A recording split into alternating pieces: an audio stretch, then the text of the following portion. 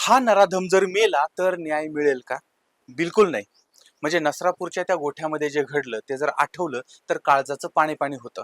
आता ती केवळ तडफडून गेली नाही, तर मरण येईपर्यंत तिनं जे सोसलं असेल त्याची कल्पना करून सुद्धा अंगावरती काटा येतो. म्हणजे जीवाच्या आकांताने ती तडफडली असेल, ती ओरडली असेल, हात जोडले असतील, तिचा केविलवाना चेहरा डोळ्यासमोर आला. काय भावना असतील त्या बाळाच्या, तिच्या नाजूक शरीराचे त्यानं काय हाल केले. त्या चिमुकलीची हाडं जेव्हा दगडाखाली चिरडली जात होती, तेव्हा तिला होणाऱ्या असह्य वेदनांची किंमत या व्यवस्थेकडे आहे का? आता काय होईल बघा. सगळे म्हणतात की त्याला फाशी द्या, फाशी द्या, त्याचा एन्काउंटर करा, पण वास्तव नक्की काय आहे?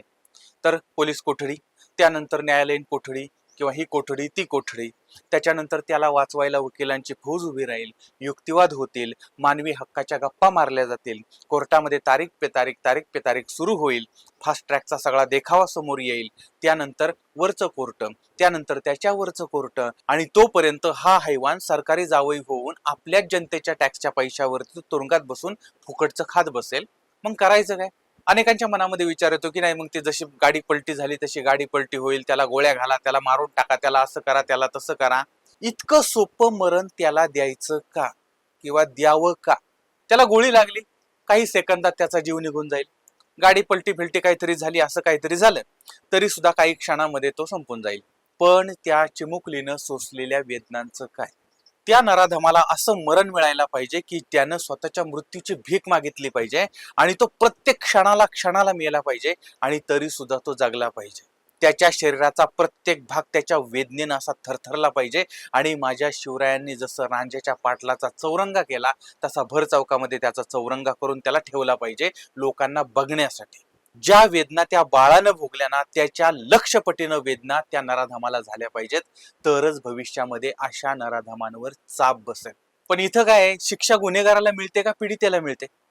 जर कायद्याचा धाक असता तर एखाद्याचं लेकरू असं शिकार झालं असतं का? जर सिस्टीम मध्ये दम असता तर त्या नराधमाची हिंमत झाली असती का? दिल्लीच्या निर्भयाचं काय झालं? कोपर्डीच्या छकुलीचं काय झालं?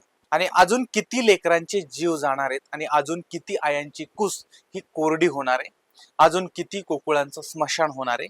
जर न्यायच मिळणार नसेल आणि न्यायाच्या नावाखाली गुन्हेगारांना फायदा होणार असेल, तर न्याय कोणाकडे मागायचा आणि का मागायचा?